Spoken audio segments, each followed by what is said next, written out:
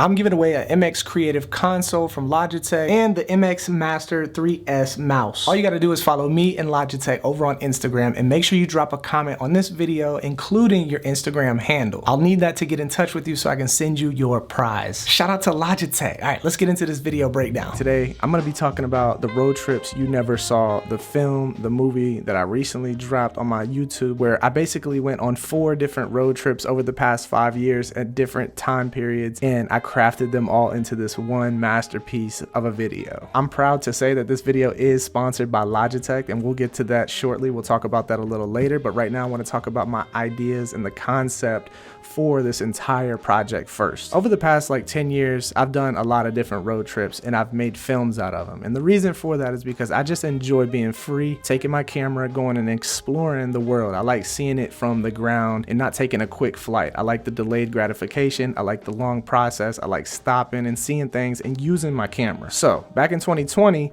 we went on a road trip to Arizona. And then a little while later, we went on a road trip to Florida. And then a little while after that, I went to Utah and Colorado with my son. So I had all of these road trips built up. I wanted to do each of them individually and make them into their own videos and stories and add to my road trips playlist on my YouTube channel. But it had got to a point where it was so old back in 2020, I did not want to go back. I couldn't get back into it to make its own video, knowing that I had 3-4 other videos to do after it. So I was thinking about getting rid of them at one point, and then I was like, how can I use this? How can I make this into something? So eventually I went on another road trip last summer with my son all the way to LA. That was an Easter egg at the end of the video where it says getting directions to Los Angeles, insinuating that there's another road trip coming where we went to Los Angeles.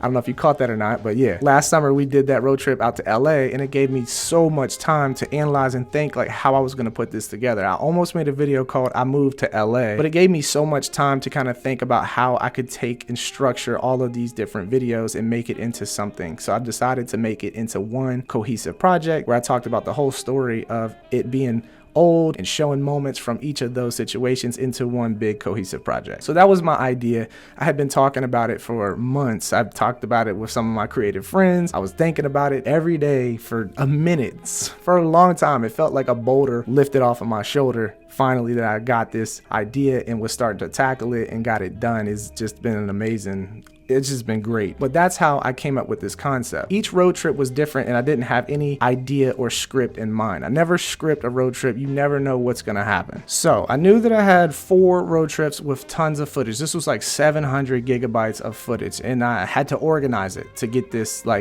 right. So this is how I structured it all out. There was 2 things that I had to do. One, I needed to make a notes pad and show everything that happens, significant events that happen on each road trip. So I made one for AZ, and I talked about the places we went. We called the place with the abandoned airplanes the Boneyard. Then the dust storm was important, ATV in Sedona, and then the Page Horseshoe Bend where we had that little spot at the Grand Canyon. Then Florida, all the other significant places. Utah, all the other significant moments and things that I did or places that I went, and then the Colorado. Now, I didn't know how exactly I was going to put all this together. This all came together in the edit, which is why it took me so long. It took me around 2.5 months to kind of do bits and pieces of editing to this to get it to its final spot. So I kind of knew that I had a bunch of B-roll and I had some significant moments where I actually talked to the camera and was vlogging certain situations. So I had to put into structure how I was going to bring each thing in with music or talking, and then voiceover, and then talking, and then significant moment, and then talking. I basically put it into this kind of structure right here with these big words saying B-roll drive, and I knew that was going to be music and stuff behind it. Then I knew it was going to jump into the clip where I was talking about the location scouting in St. Louis when I stopped. And then after that, I knew that I wasn't talking to the camera anymore, but I had tons of footage, so I knew I had to drop a voiceover giving context to what happened next. Then I jumped into the moment where the cop pulled me over, and I thought that was a significant moment. And then from there, it goes into I was on the road that whole next day. So I went through and I kind of structured out all of that, and I wrote out the story and everything, and I knew that I had tons of footage that I could find to make it work, but having the structure, the backbone, the skeleton of it all kind of figured out and understood, this is what allowed me to be able to go through, structure it, put the skeleton together, and then come back through and lace it with beautiful or cool footage. Now, 2, as far as the editing goes, I knew that I had to make a timeline, boom, the road trips you never saw, and I knew I had to make folders of everybody's footage and everybody's cameras. So we had AZ for Angel, AZ for my camera, AZ for Kurt's camera, the AZ drone footage, the AZ GoPro footage, the AZ iPhone. So everything from AZ was separated into its own folders. Same thing with Colorado, my camera and the iPhone. It was only me and my son, so I was the only one filming. There was only two folders, one for my mirrorless camera and one for my iPhone. Same thing with Utah, same thing with the voiceovers. I had all the voiceovers structured. After I would record them, I would bring them into this folder and then drop them in the timeline and structure it out with the music and pacing and just make it right. So after I had all the footage from those specific cameras and those folders all set up and loaded into the program, what I did is I would make a new timeline, make it, 4K, and then I would title it AZ B-roll. I would go through and I would take all the footage from each folder from everybody's and put it into the timeline. And then I would come here, grab all of the stuff from my camera, bring it in. After you would do all the stuff from AZ, we would have a pretty hefty long timeline. So after I got this done, I would basically go through each of these and get the stuff that was in those specific moments, like Boneyard, Page, Arizona, Dust Storm, whatever. I would go through and pull the stuff from each of the folders and make it into its own little section and portion. So I had it structured based on the significant moments. This is where Logitech comes in good. I gotta tell you about this. This right here is the MX Creative dial pad, and I use this to basically scrub through my entire timeline. I also have the MX Creative keypad right here, which is just a bunch of different buttons that I've customized to help me in Final Cut when I'm editing. Now with this dial pad, I can just hit this button right here and it'll basically start my timeline, or I can stop or pause my timeline. If I made a mistake, you got undo, redo up here, so I can undo whatever I just did, which is I brought those clips in, or I can click this to redo it. This scroll wheel right here zooms into my timeline, and then you can zoom out, and these are fully customizable. But basically what I can do is I can zoom into my timeline and I can scroll down the timeline just like this, my hand on one and me scrolling with my pointer finger. So I can go to find the spot that I want.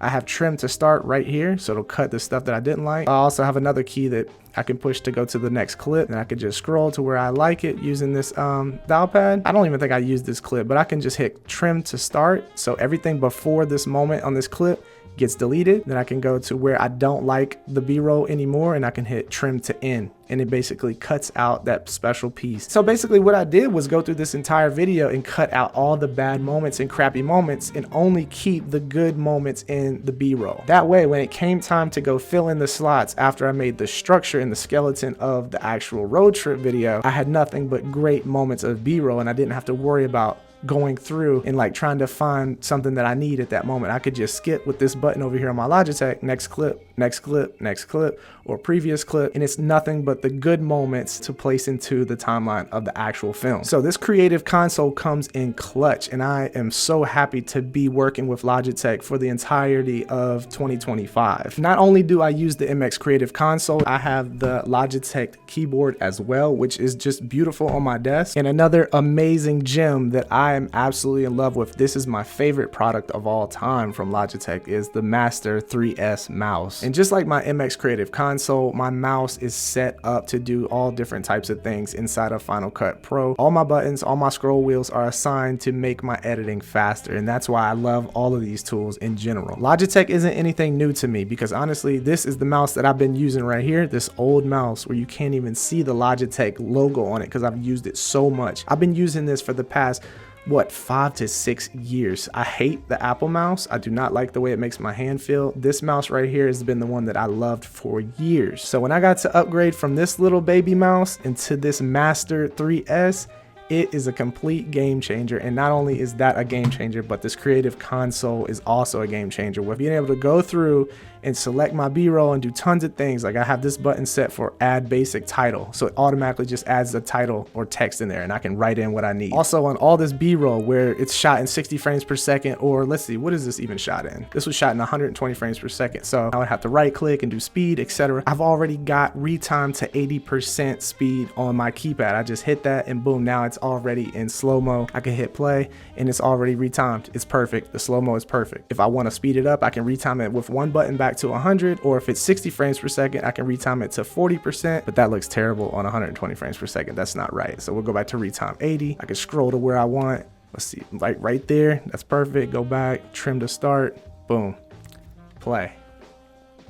You can't beat it. Honestly, huge shout out to Logitech. I'm so excited and proud to be sponsored by them because these tools really do help me with editing speeds and just accuracy. Use the link in my description to learn more about the MX Creative Console and potentially join the Logitech family. So basically I made a timeline for each road trip. Arizona, Florida, Utah, Colorado, and I did this same thing. I went through, scrolled through, took out all the bad B-roll moments and kept all the good ones. And then after I built my structure of this entire video, I just went back and picked the greatest footage or my favorite footage that worked for the situations that I was talking about on voiceovers, or where B-roll needed to go, where there was like music that was trying to spark an emotion. So as you can see on this timeline, there's so much footage, there's so much detail and meticulous little pieces. I had to go through so much footage. So this honestly did help me scrolling through a lot of that footage. I also added these letterboxes right here. I didn't do the full screen, full frame. I like the letterbox because I think that the video looked good on black. I felt like it looked more cinema-esque. It looked like a movie rather than just a regular little vlog or something. I wanted it to feel like a movie when you watched it, so I added those black bars to it. Just for some reason, it just feels like a movie that you're watching when you have those black bars. As far as like music and sound effects go, I used a lot of different music from Epidemic Sound and Artlist. I like both of them. I use both of them. I feel like Epidemic has certain things that I like and Artlist also has certain things that I like. So I can't, as an artist, I can't just choose one. I need multiple places to pull from. One of the main songs was the intro song right here. We Are the Good, called Runaway. So basically this song was about running away to your escape. I knew that it was perfect for these road trips. Arizona, we were getting away from the pandemic, being stuck in the house. Utah, running away from feeling like overthinking and overwhelmed with content and all the obligations and tasks I had to do. So as you can see, it was basically just a subtle hint at what the entire video was about. Running away, escaping, and just having a good time. That song, We Are the Good, Runaway, was from Artlist, by the way, if anybody's interested. All right, so I muted a few things, and this song right here, this Artlist musical, this was just a feeling. It was just like kind of like a feeling that I wanted to create with us being stuck in that dust storm and those moments of us being out there and like feeling that emotion. So I knew that I wanted it to hit right when he said, "Crazy dust storm right now." Right after he said crazy dust storm right now, and he was breathing intensely, it jumps into that feeling, that kind of like emotional moment and atmospheric feel. So that was from Artlist as well. I knew that I needed this music to basically push the emotion on the viewer that I was trying to give with the moment or the voiceover or the footage. One little secret that I like to always do when I'm ending out a sequence and moving on to the next thing is some type of riser and hit, and I like to echo out the sound and go to a black screen so you know it's the end of that section. So as you can see right here, we were doing the toast and I have a riser.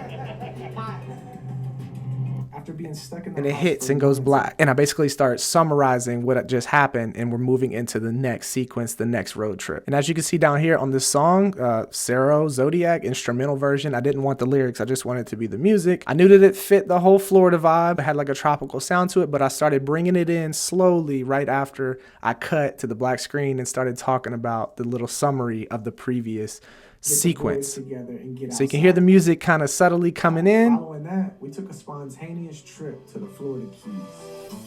And then it hits. And you got a beautiful drone shot for the opening so you know where we're at.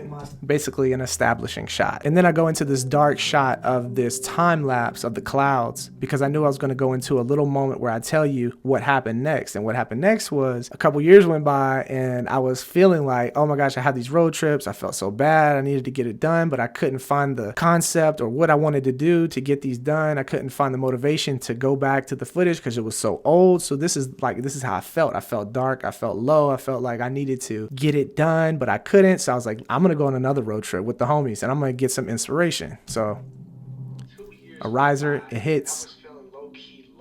And I talk about how I felt lost and how I needed another road trip with an atmospheric sound as well with that. Let's see, what's that sound? There's an atmospheric sound. Very chill. It's making you feel something like emotion. Like, very dope. It just helped sell the effect when I was using my voiceover saying that I felt down, I felt lost, etc. Other than that, I wanted to show who was involved at the end and credit them for all the footage that they may have shot for me and I got from their cameras and put into this video. Every time we go on road trips, that's one thing that we always do. Everybody that goes, we get tons of different footage and we share our footage just in case we need something to show a visual representation of what we're talking about and whatever we end up making. But I think that's pretty much it, man. That's how I came up with the idea and concept and structured this video, and then some of my insight on my brain and how it worked when I was putting this thing together. Thanks for checking out the video. If you enjoyed this, make sure you let me know down below if you want to see more stuff like this, because this was kind of fun and I do plan on doing a lot more big projects, so I would love to be breaking them down if that's something that you all are interested in. Other than that, make sure you check out Logitech down below and also get ready for the next video that I'm working on, the road trip to LA part 2.